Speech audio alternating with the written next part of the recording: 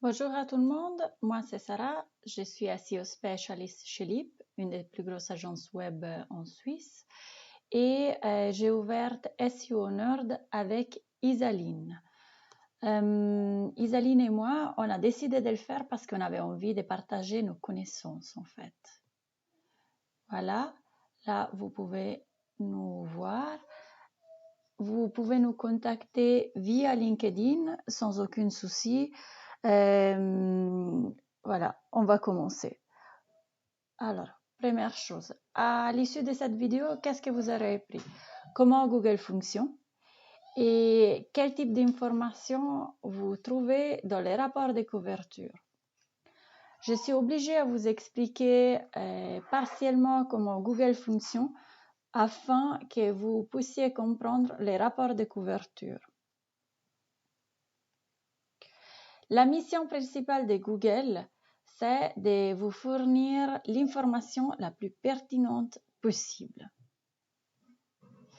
Afin que cela puisse arriver, Google doit pouvoir crawler et indexer. Donc, en fait, on commence à regarder le crawling.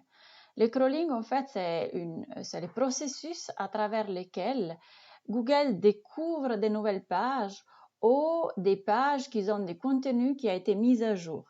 En fait, comment il fait ça? Il envoie dans les nets des petits robots, ces petits robots-là, qu'on appelle des crawlers, qui passent d'une page à l'autre.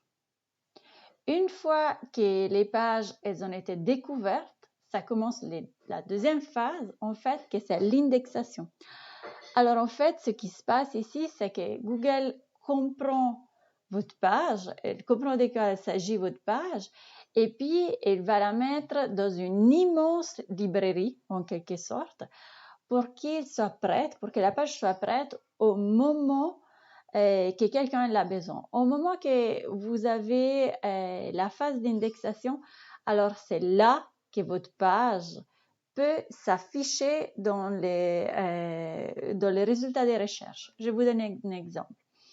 Alors, on est dans Google, on peut se demander qu'est-ce que c'est le SEO, et puis là, on peut voir une réponse. Donc, en fait, par rapport à cette réponse, on sait que la page elle a été crawlée, donc en fait, elle a été trouvée, et que la page elle a été indexée. Donc, elle a été mise dans cette immense librairie et que Google il a compris de quoi il s'agit cette page. Donc, en fait, ces deux concepts, crawling et indexing, sont deux concepts très importants pour comprendre les rapports de coverage. Donc, on va commencer directement les rapports de coverage. Je vais vous faire une démonstration live. Ok, là, vous entrez dans votre Google Search Console. Là, vous trouvez les rapports de coverage. Quand on ouvre les rapports de coverage, en fait, ça, c'est l'interface qu'on retrouve. Ce qu'on retrouve, c'est comme des sous-rapports en quelque sorte. On retrouve les erreurs que notre site est là. On retrouve les valid with warning. Je vous expliquerai par la suite ce que ça veut dire. On retrouve les pages qui effectivement sont valides. Donc, en fait, les pages qui sont crawlées, indexées et que vous pouvez retrouver en Google en faisant une recherche. Et puis, on a les excluded pages. Alors, en fait, si on commence par les erreurs, parce que ça, c'est la chose la plus grave en quelque sorte, en fait, ce sont des pages qui ne sont pas indexées. Donc, en fait, ça veut dire que ce sont des pages qui ne sont pas présentes dans Google, dans la recherche Google. Vous faites une recherche, ces pages, vous n'allez pas les retrouver.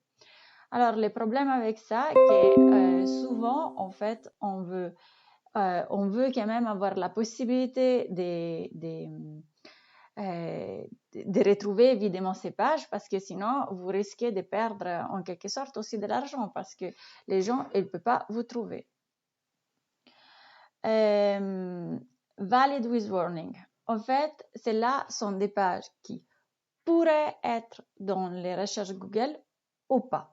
Mais de quelque part, il y a Google qui retrouve qu'il y a quelque chose qui ne va pas dans cette page.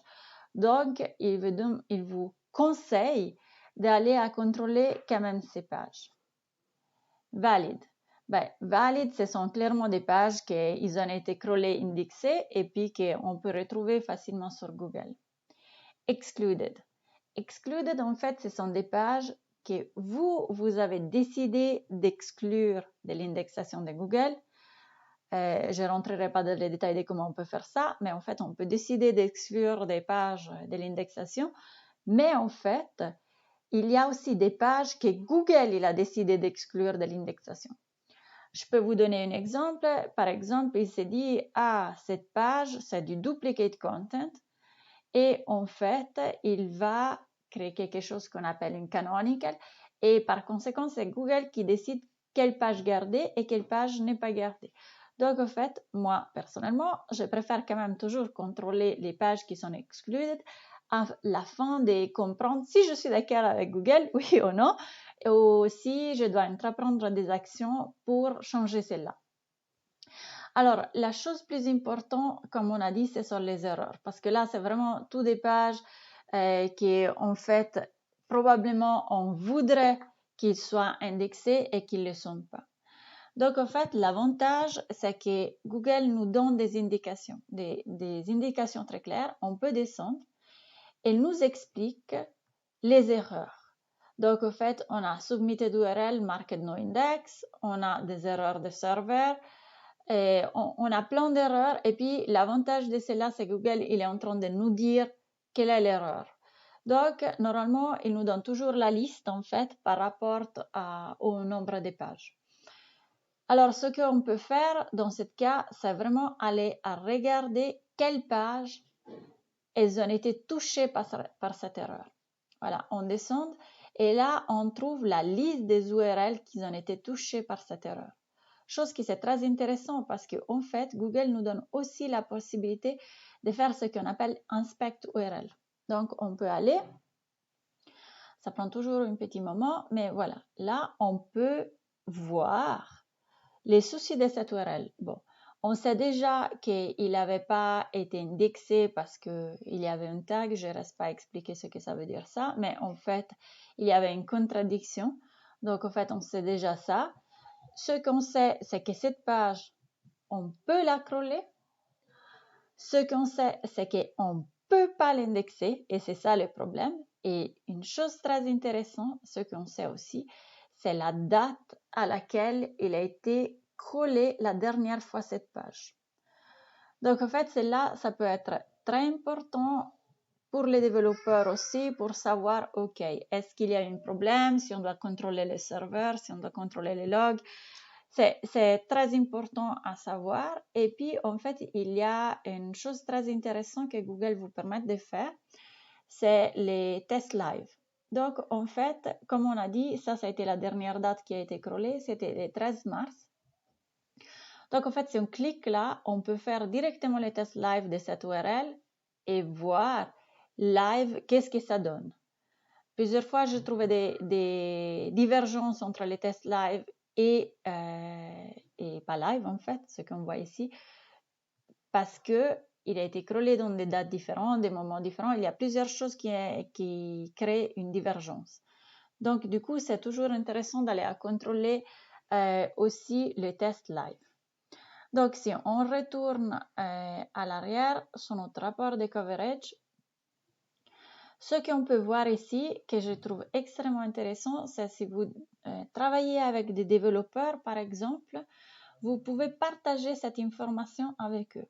Donc, en fait, vous pouvez leur envoyer directement cette page dans laquelle ils peuvent voir les erreurs. Par la suite, vous pouvez discuter. Vous avez Jira, vous ouvrez des tickets, etc. Une fois que l'erreur il a été fixée, donc en fait que de votre point de vue l'erreur s'est réglée, en fait il faut presser Validate Fix.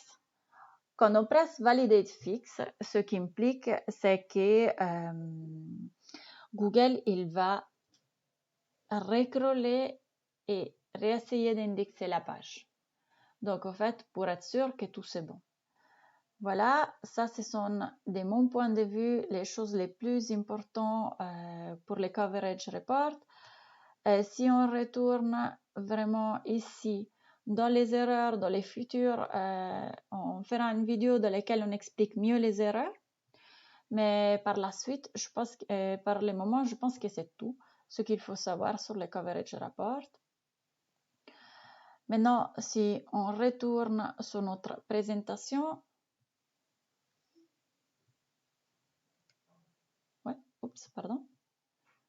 Si on retourne sur notre présentation, ce que nous, on peut faire ensemble. Voilà. Vous pouvez contacter Isaline ou moi-même si vous avez des problèmes SEO. On est là à vous aider. Vous pouvez nous contacter à travers LinkedIn, comme toujours, ou là, vous avez nos adresses email. Si vous avez besoin que ce soit un audit technique ou refaire les contenus de votre site, vraiment, n'hésitez pas à nous contacter. Par la suite, alors, si vous avez aimé cette vidéo, je vous demande d'aller en Google My Business et de faire un commentaire sur Google My Business. On vous mettra un link pour ça et je vous demande en fait de commenter parce qu'en fait ça va aider aussi des autres personnes qui puissent profiter de nos connaissances et des autres experts SEO qu'on invite à nos meetups. Là, il y a quelques lectures supplémentaires que vous pouvez lire, que ça va vous aider encore à comprendre un peu mieux. Voilà, je pense que pour le moment, c'est tout. Je vous remercie encore de m'avoir écouté. Si vous avez des questions, n'hésitez pas à nous contacter sur LinkedIn ou par email. Ciao! Bonne journée à tout le monde!